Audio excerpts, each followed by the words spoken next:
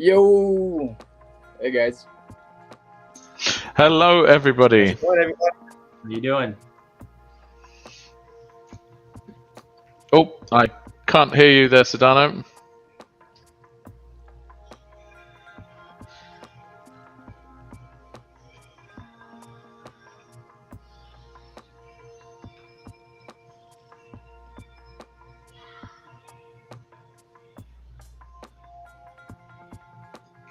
We're going to have two-channeled Sedano today, but just while Sedano's fixing his audio issues, and here he is. Oh, I think I'm good. he is All good. right, perfect. So again, guys, apologies. I am on portrait mode again this morning. But yeah, welcome to our guests and of course to the whole community right now here on another AMA with the YGG community. And tonight we have Metalcore together with Dan and Sam. These guys have a lot of surprises and a lot of great news for tonight. But before anything else, once again, my name is John Sedano, Community Marketing Manager for Yield Guild Games, and my partner, the one and only Mr. Saratobi. How you doing, man? I'm very good today. Thanks, Sedano. Very good. Thank you, Dan. Thank you, Sam, for being here.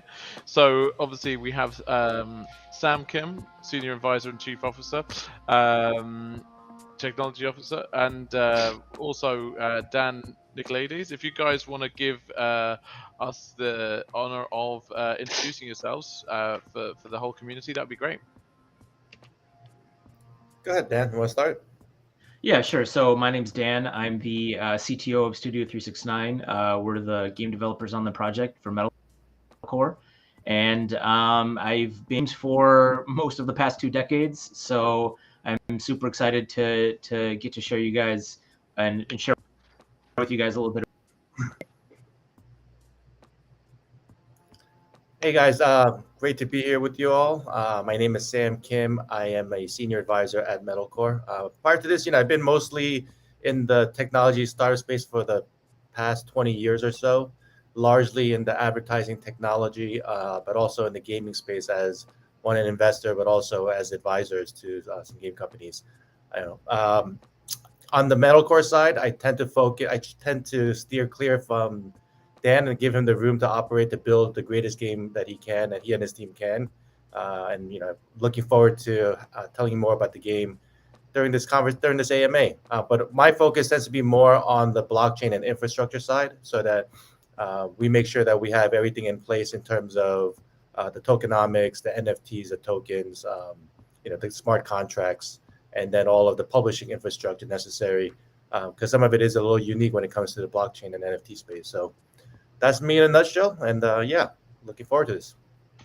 Awesome. Thanks so much for that explanation, guys. Now, obviously, I've been lucky enough, and many of the YGG team have been lucky enough to, find out quite a bit about Metalcore and what it is and what it's going to be.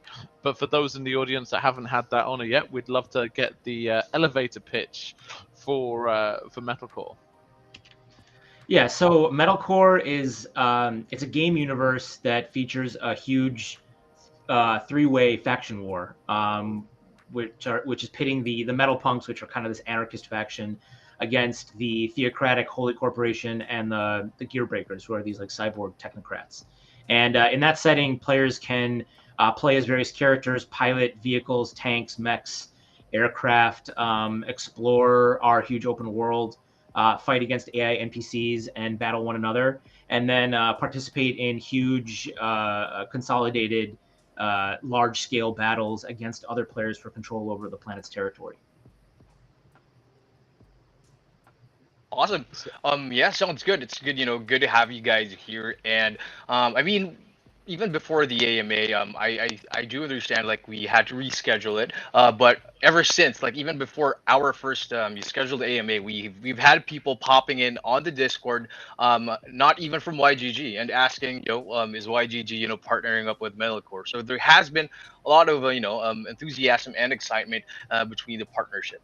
But I mean, for the community, we always would love to get to know the people behind the magic. So, in like for right now, would you guys, do the honors of telling us, about your team and how you guys came about and deciding that this is the game that we want to build.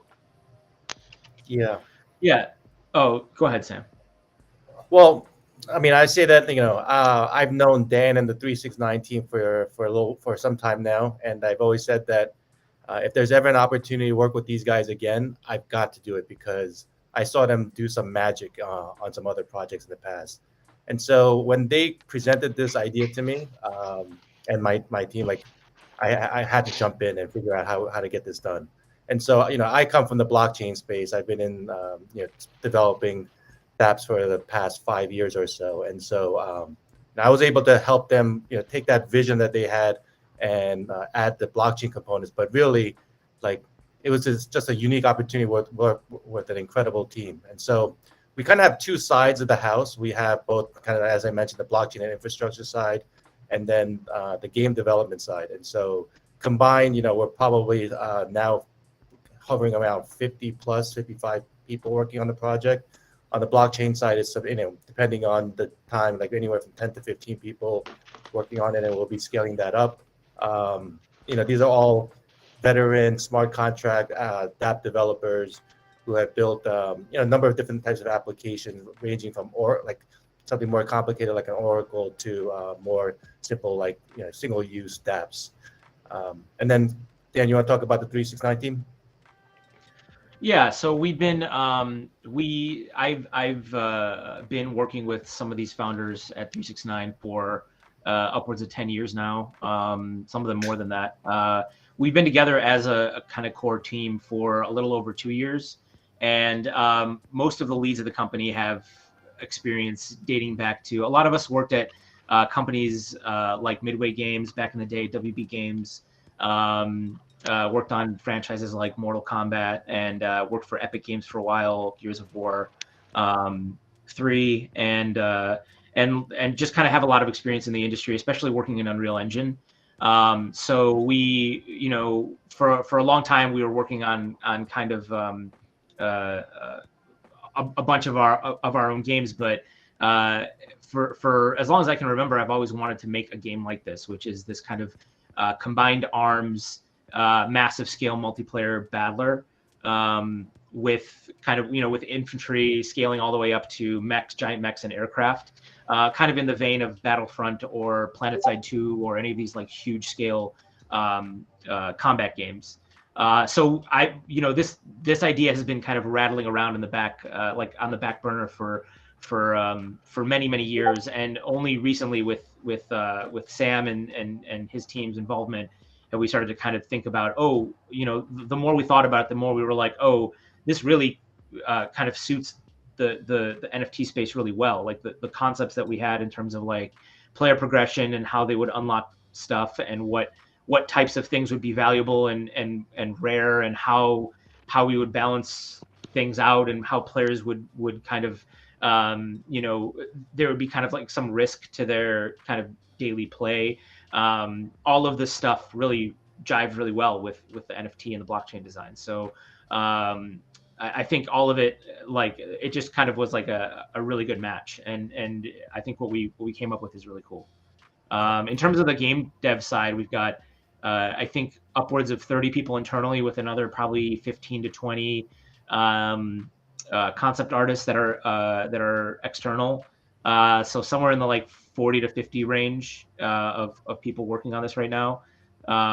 It's we're only going to be continuing to ramp up in production over the next year or so. So we anticipate getting a lot bigger. And the art is led.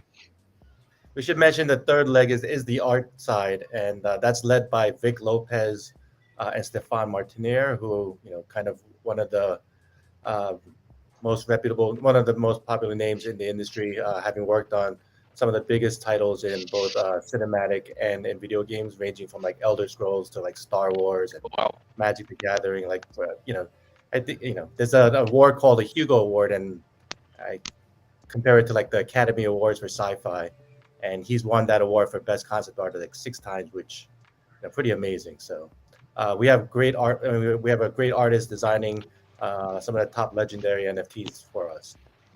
So we're really honored by that. That's pretty amazing, guys. I have to say, like, I'm a huge fan of mech combat games. I'm a big fan of giant robots blowing each other up for sure. So I'm definitely really looking forward to Metalcore as a game. I don't know if you guys were fans of this project, but I was a big fan of Armored Core. If you guys remember that game, I'm not sure. Have you? Would you say that the game that you guys are developing will have any resemblance at any point to Armored Core at all, or maybe not so much?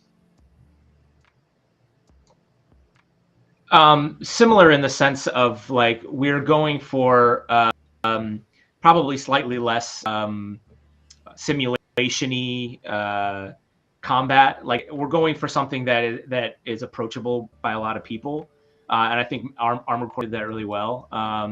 It should just be fun for everyone to play, and we've got that nice mix of kind of whatever type of within the genre of like action shooter games, whatever type of game that you like to play or whatever like type of gamer you are, whatever your like gamer profile is, you should find something that's fun to play in our game. So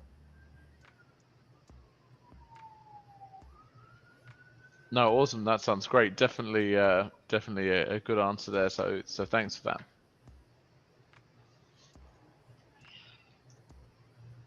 Oh, I think you might need to unmute yourself. Oh, sorry.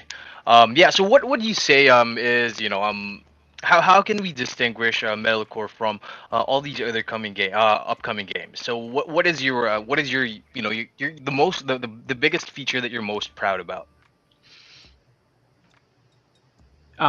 So I think that I don't think that there's anyone doing like PvP on the scale that we're going to be doing, and I think this kind of concept of the faction war where players can and guilds and DAOs can own territory and then have other players occupy that territory, and then you have to fight back to take control of your territory back from them, with financial incentives, with kind of play to earn incentives built into that, is extremely strong from the perspective of always kind of drawing players back to the game. And I think it's going to be a really like a huge driving force for kind of retaining our community and keeping them interested in what's going on. So this kind of ever evolving like meta game of like who's pushing into whose territory and who owns what, and who's switching sides because if you own a piece of land and you're pledged to the metal punks and the gear breakers have come and occupied it, then you're gonna make less income from that land. So you're gonna want to like rally your people. There's going to be like an element of social engineering there to be like, hey, everybody, we got to take this land back. Getting your people in your guild to like show up and help defend your territory, I think is going to be a big thing. Yeah, I agree with that. I think it's the idea that a guild, both professional or non-professional guilds, can play together, engage in combat together, and win and earn together. Right? It's the idea of like it's not just one-on-one, but it's we as a YGG guild, we will go out and attack Merit Circle's land, conquer it, of course. It's YGG. You can't say that. We're friends. I'm joking. Friends in real life, but maybe not in the game. But yeah, I mean, the idea is it should be friendly, right? It doesn't have to be combative. It's friendly engagement, and if YGG, I assume, is going to win that battle. You're capturing Merit Circle's land, but you don't actually capture the NFT. Like Merit Circle doesn't lose the NFT, but they lose the returns that they were getting from that land, and that return instead goes to YGG and its members. So things like that kind of like interplay of factions and kind of the team spirit, I think it's awesome. So like, somebody like me might just hold down one alley or one lane in the game, and for that, like I'm getting rewarded because I played my role in the barony. So I think that part, that kind of like play together and earn together is awesome, and I love that part of this game. No, absolutely. That's actually one mechanic which I really liked, I have to say. I love the idea that you can basically kind of obviously retain the ownership component to the game, but that you can still simultaneously have the kind of earning components shift from the owner of the land to the person that's captured the land. It's definitely going to result in some like tense standoffs between guilds. It's going to be really interesting to see, and like how the kind of skill-based component kind of comes in, maybe to see like, you know, who are going to have the best mech pilots out there. Are we going to be fighting for dominion over our land? And you know, it's going to be a case of and look, I know this is I'm kind of diving very specifically into the kind of core game itself, but let's imagine for a minute that, like, you know, the YGG barony is under threat. Maybe like some outer regions have been captured by another guild or a raiding party. Like, in terms of like, is there kind of an aspect of like the kind of strategy game where we have to kind of shift troops from one place to another and then like really make an effort to take those areas back? And then if we do that, could that end up meaning that certain other areas of our land end up becoming like less well defended because of how we've positioned our resources? Yeah. So right. There is like kind of this like resource kind of attrition based game. One of the core features of our game is that every NFT, every vehicle NFT has a limited number of uses per day. So, you know, you might have like one of these legendary super heavy mechs, but it might only have one spawn per 24 hours. So, do you want to commit that spawn into this battle? Do you absolutely? It's like, we're going to lose this. We're going to lose control of our land. Let's pull out the big guns, like literally, right? You know, making decisions like that on a kind of leadership level of like strategic decisions beyond just like the tactics of a battle, but like what resources do you want to commit to which battle? Because there might be 8 of those going on at the same time, and you can't be in all of them at once. So which ones are the most important for you to win or lose? Which ones are going poorly, and where do you have to redeploy your forces? You know, and that takes a small amount of time. That's not instantaneous. So is it worth withdrawing from one front to go to the other one? Is this secure enough to you know, all these questions are things that we really want people who like lead guilds and kind of are leading factions on a higher like strategic level are interested in that type of gameplay. We want that to be the kind of thing that you have to think about. So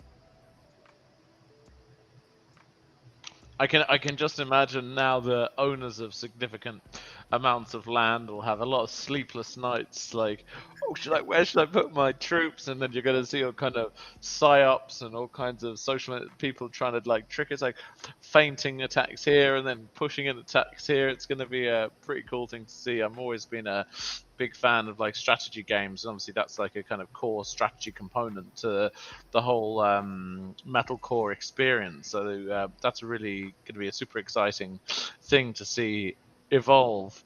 I'm just going to jump in there with a kind of technologically orientated question there. I always like kind of delving a little bit in here for the sake of our audience. In terms of like the blockchain that you guys have deployed on and the reasoning behind that, love to hear a little bit about that piece and whether you guys have looked at like L2s at all, for example. Would love to hear your kind of thoughts there. Yeah, so we did pretty extensive research around the different chains that are available that we can run and operate our games and NFTs on.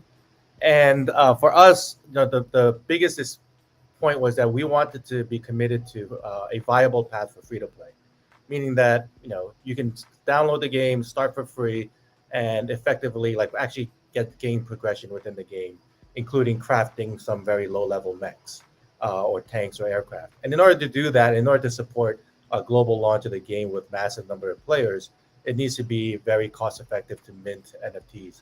As a result, like for us, it pointed to Immutable.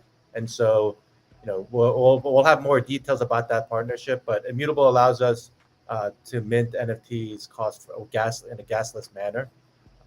And so that was kind of like, that was the key differentiator for us for Immutable over the other options. And, you know, all the other options, you know, it wasn't like Immutable, there was a massive difference. It was that one key point that was kind of what led us down that path. And so, you know, we're excited about the partnership with Immutable. I think they bring with their infrastructure, and the gasless infrastructure that they have, you know, the ability to really engage and support free to play. So we're excited by that. Awesome. Definitely see a lot of activity on Immutable, so something that's going to be really cool to see. Are you guys going to be operating? Because I know that, like, one area that I think could do with a bit of improvement is like immutable-based marketplaces. Are you going to be hosting your own marketplace, or are you just going So to exist on the current one? So with the drops, it will definitely be on our. I should never say definite, but the plan right now is that we will mint the initial Genesis NFTs directly from our site. As far as going forward, we do want to support other marketplaces that are integrating into Immutable. I don't think it's my place to announce what those marketplaces are, but there are some that are coming in. So definitely looking to support those other marketplaces down the road. But I agree, like we do need to see some more marketplaces there, and I think they're coming. Yeah, that's good. I mean, yeah, I do believe, just being able to give access to everyone, just for convenience is, it's going to be really good not only for the game but for the community as well. We would want, as a little barrier to entry as much as possible, and make sure it's very inclusive. But yeah, I actually have a question for you guys. So, for everyone who's, I mean, we've got to meet the team. We've got to hear about, what's in the pipeline. Um, what are the prerequisites for for the new guys who want to get on board and join Metalcore while we're waiting for the game? Yeah, well, I think the prerequisite is probably one of these join the YGG guild, and start that way. No, I mean, for us, it's relatively simple to get started. Like Dan can talk about the technical requirements, but as I was talking about from the free to play, we wanted to make it very easy for people to get a taste and get started, right? Because we want to start with a very broad funnel that works its way so that you can get started without even attaching a wallet or anything to your account.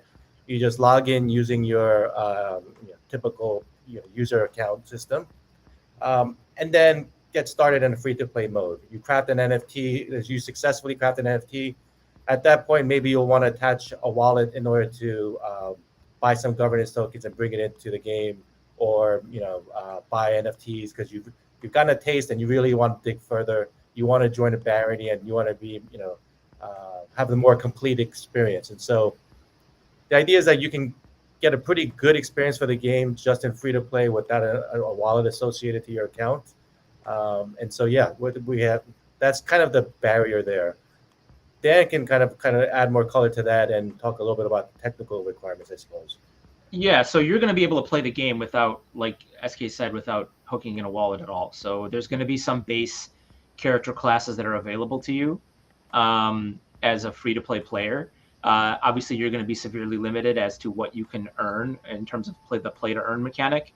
But you will be able to progress your account, and we're going to have like a full progression system in terms of like XP tech trees for each class and et cetera. And you can play for a long time and get to the point where you might even have like a ton of unlocks on your mech tech tree on one of your favorite mechs.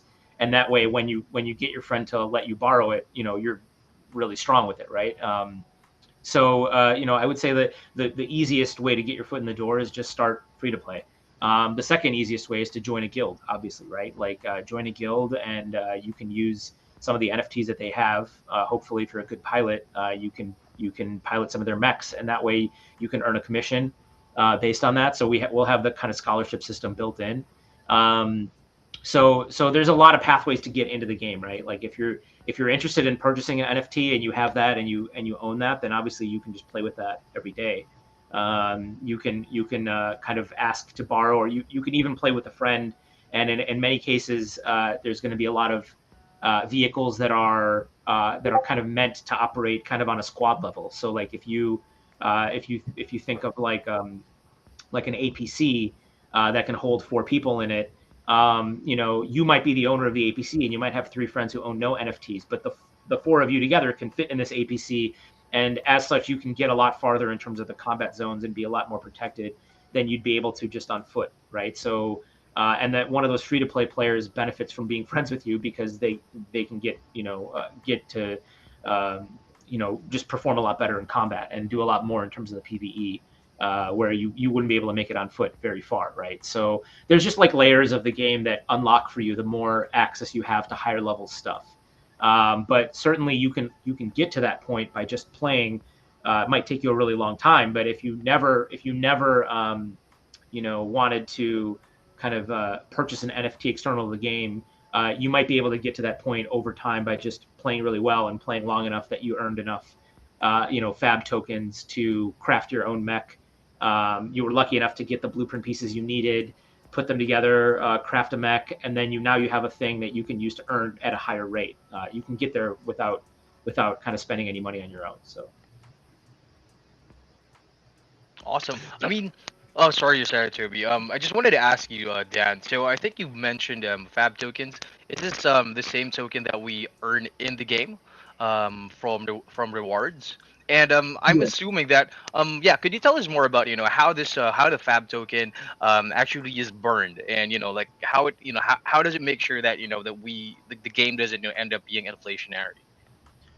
Yeah, so there's a couple things. So the fab token is the utility token that's generated by the game systems. So like anytime you do something in the game, like complete daily quests, turn in loot from your kind of PVE missions, place high on a leaderboard in a PvP match, kill an enemy player in the open world, stuff like that. You're gonna have different like rewards for doing that, fab based rewards. And there's a couple different levels to that, right? So we're designing an economy where we have a lot of inputs and outputs, right? So we have smart contract level kind of configurable options for how we balance the amount of money flowing into the game and the amount of money coming out of the game. And there's very specific formulas that we can use to determine, like, based on how many new players are coming in, what the right amount of inflation is to like keep the game economy healthy. And we actually have we're building out like a lot of tools that we're using to evaluate that and ensure that we know that we have all the knobs that we need, and we're designing that into the kind of the core game beyond just spending fab tokens on crafting new NFTs. You also can spend them on, for instance, like I mentioned earlier, there's a limited number of spawns per day of your mech. And if you're a free-to-play player and you don't really care about play to earn, but you have a mech that you love playing and you just want to respawn in that like 40 times a day, we'll let you burn some fab to like speed up your repair process for that mech so that it can spawn again in like 5 minutes as opposed to like 24 hours, right? So like little things like that, teleporting around the world, instantly buying back in a PvP match. There's little ways that we can add what we call sinks to the economy that allow us to give players means to spend fab beyond just creating new NFTs. So there's like and all of those obviously are configurable via the smart contract in terms of like how much all those things cost and how beneficial they are to the players. There's a lot of balancing there in terms of like how all that fits together. It's like a big puzzle, right? But that being said, we can model that puzzle and we can be fairly certain that we have all the things that we need in order to make sure it stays healthy. So like, yeah, I mean, it's a complicated thing, but we have really smart people who are going to be working on it. So I mean, as Dan was saying, like there's a number of we can incentivize the usage of the tokens in a number of different ways, like change what the actual outcome or the reward would be for using that fab token. At the same time, we're approaching things a little bit different. We kind of use this multi-factor model, but just in the most simplified way, we kind of look at what was the usage or burn rate of the fab token in the previous like time period, along what is the growth rate of the game in the similar time period, and so we cap the number of tokens that are minted in any set time period, so that we don't overinflate. So like your rewards might get adjusted from time to time, but the reward for the same action might be adjusted from time to time, so that there isn't a runaway minting of tokens all of a sudden, And so these are things that we're kind of modeling out, as Dan mentioned. We have some pretty smart people working on that right now, much smarter than myself certainly. And we're kind of learning the lessons of some of the pioneers who came before us in the gaming in this industry. And so one of the things we are paying attention to is kind of the runaway inflation of the token.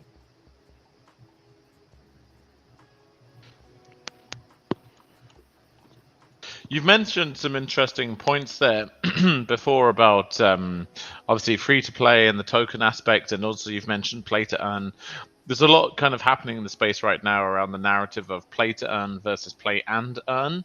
I'd love to hear a little bit of your commentary on that component, and you know, the concept of like fun plus earning.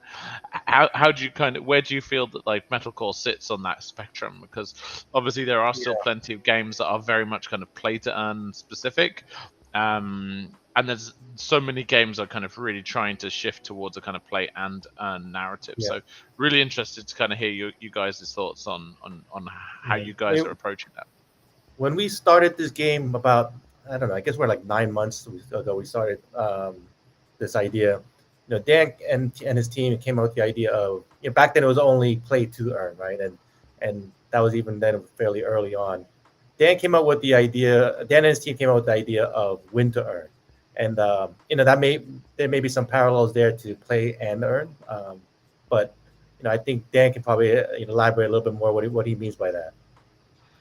Yeah, I mean, it's fundamentally we want to make a game that's fun to play, even if you're not interested in the tokens at all, right? So fundamentally, like like we said, our core objective, we're game develop. I mean, I'm a game developer, like first and foremost. I come from the game development world, and like I learned a ton about blockchain over the course of the past year or two while researching this this world and this project, right?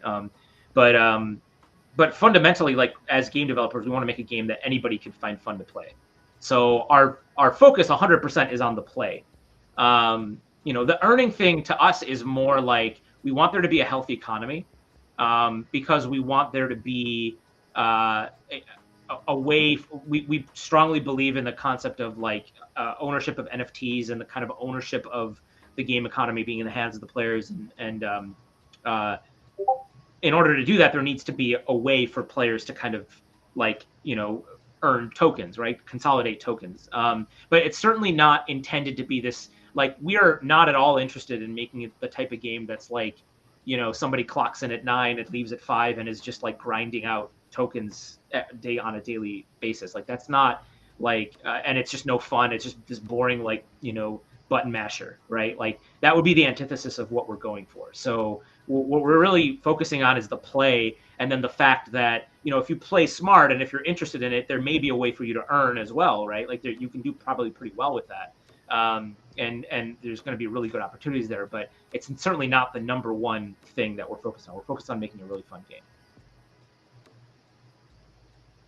Yeah, I mean, it's really good to hear that, like these games that are coming out, especially you guys, you have the gameplay first. It's gameplay first, and then tokenomics and economy. I wouldn't say second, but you build it side by side and make sure each complements each other. I mean, this way, you have a pool of players, the community will be there longer, and it just entices them to participate even more, grind even more, or maybe even those who want to invest, maybe invest even more, not only money but also time. But yeah, I mean, we've been getting a lot of really good questions from the community. But yeah, before we jump right into that, I'd like to remind everyone at home, everyone watching, whether you're on Facebook, Twitter, Twitch, YouTube, please do shoot down your questions, either on the chat wherever you guys are watching, or on the YGG Discord. So that's discord.gg/YGG, and we are going to be taking the questions from the AMA discussion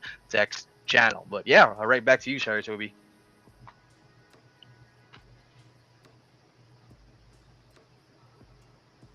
Yeah, sorry about that. I was just struggling to find my mute button there. Sorry about that. Obviously, a question that we'd always kind of say is like, so as YGG is a play-to-earn blockchain gaming guild, what are going to be the kind of core mechanics from which the YGG community are going to be able to come in and play? That obviously there's a few different. Sounds to me like there's potentially a few different angles that they could approach metalcore from, and I'm just interested, like for the sake of the people in the audience, like in which different ways do you kind of foresee like guild members being able to contribute towards the activities of a guild in metalcore?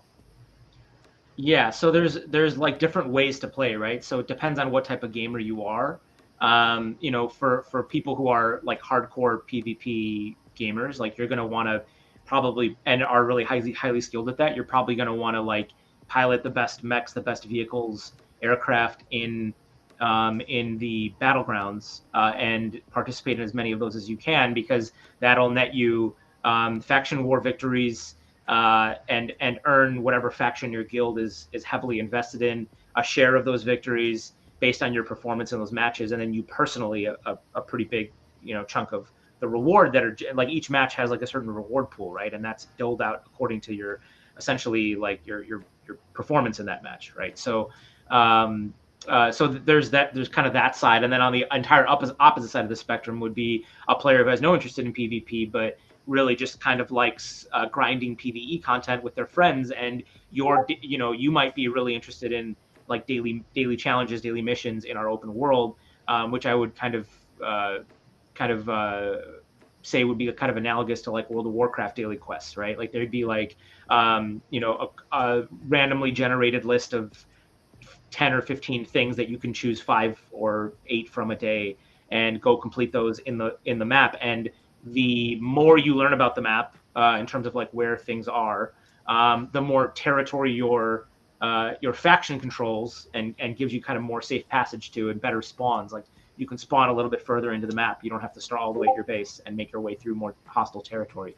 And then obviously the better vehicles that you have, you'll be able to go deeper into that. So you'll be able to do things like go with a group of 4 people and like clear out an AI run NPC like out like Ford base, right? Ford operating base, right? Like a big thing where it's just like a bunch of AI spawns and you got to clear them out and you got to get to the boss, kill the boss, and then you have their loot, right? So there might be a lot of people who are playing that mode. And then, I mean, anything in between, right? Like people who are interested in a little bit of one thing or a little bit of the other thing. There might be certain types of missions that are like more about stealth and more about getting in and out quickly. There might be some types of missions that are more about combat. So it really kind of depends on what your idea is of what's fun to you, and you can participate in that way. Yeah. So in addition to like the PvP, earnings that are shared amongst the barony, there's also kind of the sharing of tokens that are used up on the barony's land. So YGG is got a barony, and activity that happens on YGG's land, YGG and its members will also participate in some of that benefit. So as an example, if somebody upgrades their mech by merging 2 NFTs together to upgrade to a level 2, that will also require some in-game currency FAB tokens. Those tokens are burned, but a percentage of it is allocated to the landowner and the members of that landowner's barony. And so that's another way that the YGG community benefits, in addition to the scholarship model and in addition to the sharing of rewards from PvP battles. So there's a number of different ways for the YGG community to join, participate, and get rewarded together. You can do things also like reinvest into your lands. So you can, for instance, you can decide, do you want your land to be a place where players are more likely to are like safer and are able to kind of like regroup and heal up and rest. And then you might deploy a lot of turrets around it or something to make it like kind of a haven for players of your faction. You can decide if you want your to have upgraded teleporters so that more players can teleport to your kind of forward base more frequently, and then every time they burn fab to do that, you earn a share of that, right? Every time, like SK said, every time they use one of your crafters to upgrade or to build a mech or to upgrade or to repair something or whatever. So depending on how you kind of configure the bases that are in your territory, you can kind of go along various different upgrade paths, and then all of those will yield returns to you as a landowner over the course of regular play as players kind of use your facilities. That's awesome, guys. Awesome. Thanks for the extra bit of color there. And looks like Sedano is giving us a sneak peek of the website there, so that's awesome as well. Yeah, I think at this point we'll probably be moving to community questions. I think we have some stacked up here from what I can see. if I go to the first one here, I see a question from the community saying, since Metalcore is a massive scale, multiplayer, mechanized combat type of game, what playing perspective should the community expect? Is it going to have both first and third person perspective options, or are there other modes to be released in the future? Yeah, we will have first and third person in most cases. We're still going back and forth on whether we're doing third person for infantry characters, but for most vehicles, you'll have a first and third person option. So, and in terms of future modes, most of the modes that we're developing right now are in that kind of first and third person kind of style, where you're controlling one character and you're participating in various different types of gameplay. We'll probably expand that out a little bit more over the course of the coming year or so, to the point where we have a lot of different things for players to do. And then we might start to look into more like different types of just kind of game styles, right? Like the tactics style, strategy games, or maybe like RTS type game, or even just like a JRPG setup. Like any of those are things that we can do. It just really depends on what fits our goal is to start with what we're doing now, and then just try to expand in the future with different types of things that fit the Metalcore universe, using the same NFTs, using the same core economy, and just branch out to kind of find new markets of players that would be interested in our universe. Nice. I mean, I wouldn't want to, get ahead of myself here, but it's always been a dream. I'm pretty sure Saratobi would agree, is, to be able to, pilot mechs, drive throughout the galaxy in VR. So, I mean, you guys are on Unreal Engine. Is it possible? Is it something that you guys have been discussing, or, I mean, we would love to, get to know more about that. Yeah, I mean, we're making a VR game right now, Studio 369. So we have a lot of experience on VR in UE4 in particular. So it's not out of the question. Definitely something we could do in the future. Like I said, it really depends on kind of balancing in the future, what we put our dev efforts into in terms of like making the core experience better for the people who are already playing, versus like trying to bring more people into the fold of Metalcore. Nice. So now, I promise you are not the only person out there with that dream. I mean, it's a question of have had that dream at least once in their life. Yep, I agree. I mean, yeah, I would say it's it's more of a question of when, right? So, yeah, I'm really looking forward to it, and I have my fingers crossed that it's Metalcore is going to be one of the first games that I actually get to fulfill that dream. But I mean, related to that question is, so I'm assuming that since it's a AAA game, there are going to be high requirements for it. I see there that Dan, you have your graphics card like right beside you. Is this a foreshadowing of what expenses we will have to undergo for our upgrades? But Dan just likes to flex like that sometimes. Yeah, I have so many graphics cards. They're just kind of like all over my house. But yeah, yeah, it's quite a problem to have. Well, look, here's an RTX 3070. But no, it's not. Yeah, we are gonna be a PC, like a relatively high performance PC game, right? So you're gonna need a relatively new PC in order to play at least the first iteration of what we put out, which is like the massive open world giant 50v50 PvP battles. But there is a good likelihood that at some point in the future we'll be releasing like smaller scale modes that might be more suitable for people with older PCs. And when I say newer PC, I mean like not like this year, right? Like stuff that you bought 4 or 5 years ago should still be fine. Like decent gaming PCs from the late 20 teens should be okay. What you would typically think of in terms of like a modern PC game.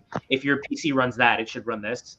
And like I said, like for 50v50, you're gonna have a little bit more problem on the older PC. But like maybe like if we release a 4v4, tactical like first person shooter mode or something like that, right? Like that'll be a little bit easier for people with older PCs to run. So. And just for the excitement and the FOMO in me there, let's just repeat that again. 50v50 PvP with Mechs Combat. That's massive open world. So yeah, just had to repeat that there. I mean, it brings me back to my high school days where, I go to a computer shop with all of my classmates and we play Battlefield. And, basically almost the whole, it's almost the whole school playing on different servers in one same spot. But I mean, now this time around, instead of tanks, we actually have mechs. And it's gonna be crazy. So everyone at home, make sure to get your cockpits ready, get your gaming stations, get your battle stations rather ready, and yeah, better you strap yourselves in for a quite wild of a ride. But before we move on to more questions, I always I mean, since it's already here, we're on the website. I'd love to talk about the roadmap. I mean, you got me all excited. I'm pretty sure the whole community can't wait. Yeah. So what are we looking at right now? Dan, you want to take this one? Yeah. So I'm trying to see your screen here, but it's Oh, sorry about that. Here you yeah, go. we're I could pull it out myself, I suppose. Yeah, we're kind of in the kind of midst of development right now, right? So we're still kind of actively making the game, but we're at a point where we should very soon be able to share some gameplay videos with you. Our goal has always been to share gameplay videos with people before we do any sort of NFT drop or token mint, so that people can see what it is that they're kind of buying into, right? Like we don't want people to be like, oh, I'm really into this mech game, and then we release a video and they're like, oh, this is not what I thought it was at all, right? Like we want Yeah. people we want to sell to the people who want to play our game, right? So so we're gonna make sure that you guys have a good idea of what it is before you and Nice. with that, see like kind of how far along we are, and that should be within the next month or so. We're going to have a light paper release by end of March. We're going to do a story. We have a couple story videos that we want to release that are going to be super cool, that we've been working with an animation team to make, and they're going to give you a little bit more backstory about the universe, about some of the factions. And I think all of this stuff is like very soon you guys are going to start to see some cool stuff that we've been seeing for a long time, but we haven't really shared yet. So. Yeah, I mean, as Dan mentioned, like we have a series of lore videos that we're going to be releasing, and we are going to give some special access to the communities that we're working closely with, like such as the YGG Guild, and including your buddies over at Merit Circle and some others. And so there'll be some benefits to those who have those NFTs, as those lore-based NFTs.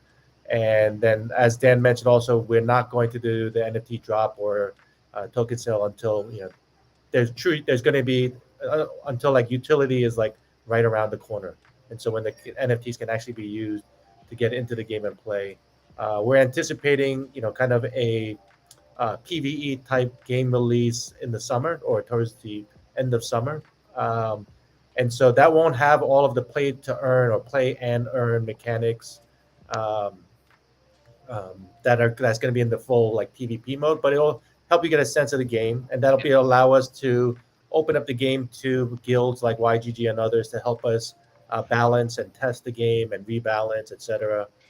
And so from there, we'll be working through the end of the year and looking forward towards end 2022, early 2023 release of the game. Nice. Yeah, I mean, I see it here. We are just about hitting our pilot Genesis mint and limited edition Genesis mint. Yeah, I mean, milestones on the calendar that we have right here on screen. Though, I mean, I want to point out that here in YGG, we do have a lot of scholars, but also we have to take note that there are a lot of community members and other guilds who actually look for advice and look for direction on what games like they could also check out, because they do know that YGG has that whole due diligence part ironed out. But for those who these other guilds that maybe, or even other managers or other investors who would want to take part of the NFT sales or the NFT mints, what dates are we going to be are we supposed, or what months are we supposed to watch out for? Yeah, I mean, first, before I answer that, one of the reasons I love working with YGG and Gabby and you guys and the whole team is that you guys are trying to drive the whole industry forward and not necessarily focus on your business and your business only. Like you guys are have been like instrumental to the entire industry, and so we love that about you guys. And yes, of course, as a result of that, like there are a lot of people following what's going on in the YGG channels, and so uh, we're excited to share all the news with you guys and your community, knowing that it gets spread across the entire industry as a result. And we're looking at the mints to start probably in June in order to get the NFTs to be able to be usable in the summer release of our kind of PvE mode. Awesome. Like I said, there will also be other NFTs that are coming that precede that'll give you kind of special access to the NFTs mints, and that's in the form of the kind of animated videos that will be dropping, possibly as early as end of this month or early April, depending on a couple of moving parts. Nice. Yeah, so everyone at home, you know what you gotta do to get to get ready. But I mean, yeah, Sarah Toby, I think you have more community questions right there with you. Yeah, absolutely. So moving on to the next community question, there I have. There are other existing NFT games that have introduced a limit for a certain NFT in the game to earn tokens. What would that also be considered in game? Like, would certain gear have a lifespan, and kind of be beyond repair at some point? So basically, I think what they're kind of saying is, within Metalcore, do we imagine that certain assets kind of either break beyond repair or get destroyed? Is there permaloss? That seems to be what the kind of question is there. Not just in the course of gameplay. There are some assets that you will burn in order to craft new assets. We have the concept of merging NFTs together. So if you have two of the same class of vehicle or character or whatever, and you can choose the one that you like better and merge the other one into it, which effectively burns the inferior one to level up the superior one, and then you get like a better version, like better stats, more potentially like a new slot or whatever. So there's that. Then there's our crafting system includes NFT blueprints. So as you in the course of play, you'll get random blueprint drops. And then you have to kind of find the right combination of those. And then when you craft those together, the blueprint will be burned, right? So, but in terms of the actual NFTs themselves, of the vehicle and character NFTs themselves, you will never lose them. The thing that we have to limit earnings or to limit play on those is like a daily spawn limit, or I should say a certain spawn count followed by like a repair time. And then that repair time varies based on the type of thing. Like a super heavy mech might have a much longer repair time than like a simple like motorcycle, right? So depending on what you have, like the more powerful things will have longer repair times and will cost more to accelerate those repairs. But there's nothing that we have planned for like it blows up too many times and then it's gone. Like you're never going to lose your NFTs. It's always good to know. Oh, sorry. Go ahead, Sedano. Oh yeah, I was just gonna ask about a follow-up question. You mentioned blueprints, right? So does this mean that I mean, up to what extent are the mechs customizable? So the mechs are they're not really customizable. What you do is you choose which you can kind of decide which class that you're going to build, and then that class has certain predefined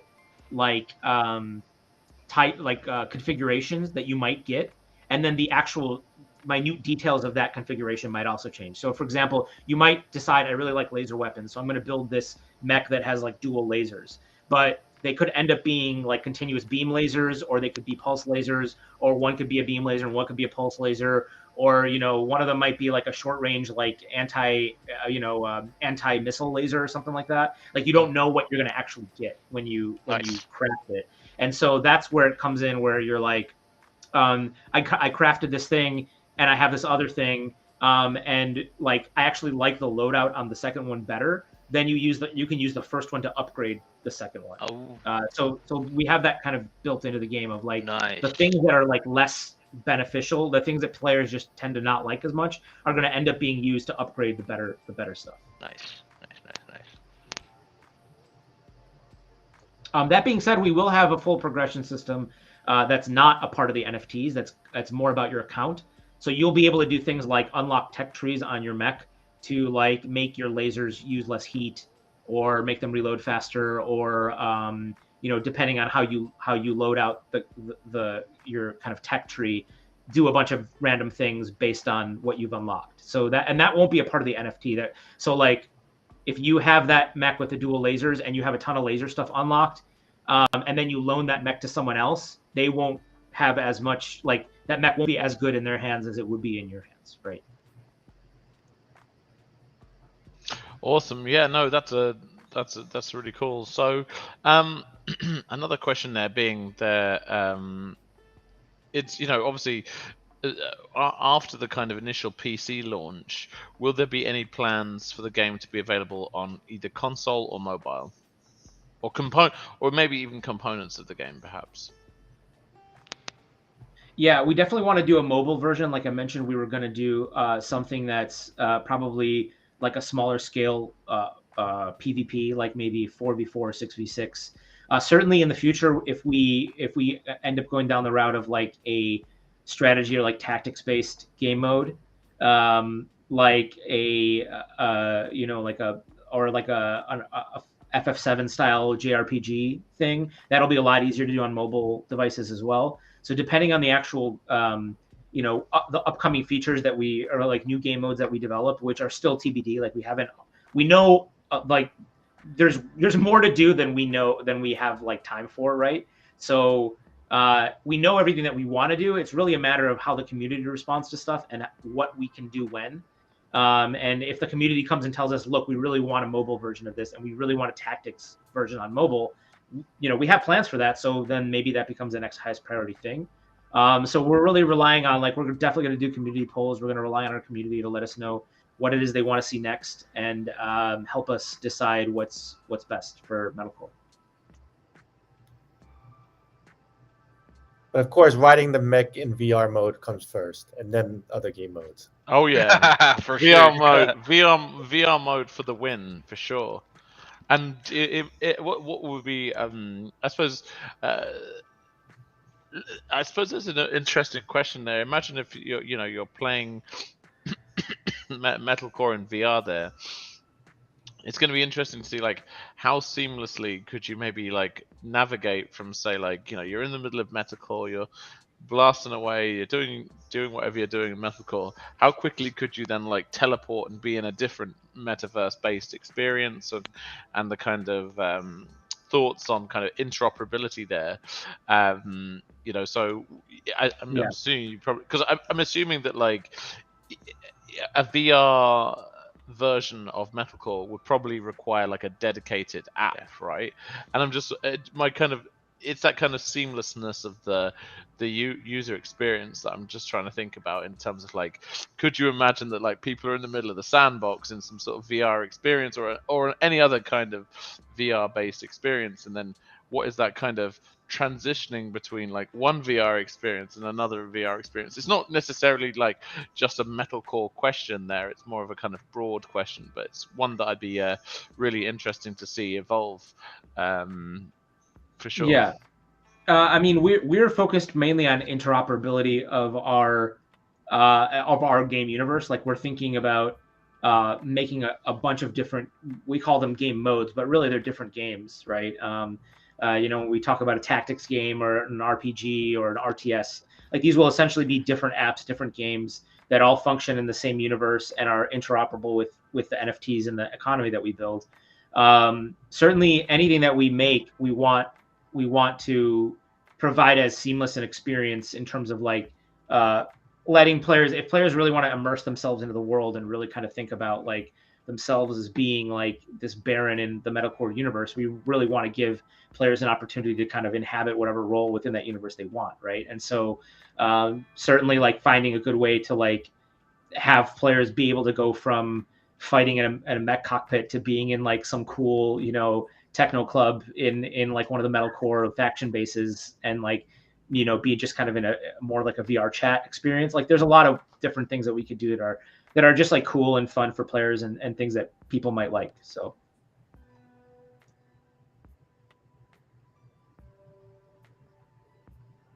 Oh, I think you're muted here, Joey. Yeah, no, sorry. I was just saying, yeah, definitely really excited to see that kind of thing develop.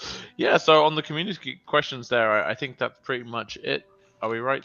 Is that right, Saratobi? Unless there's any others that you can see?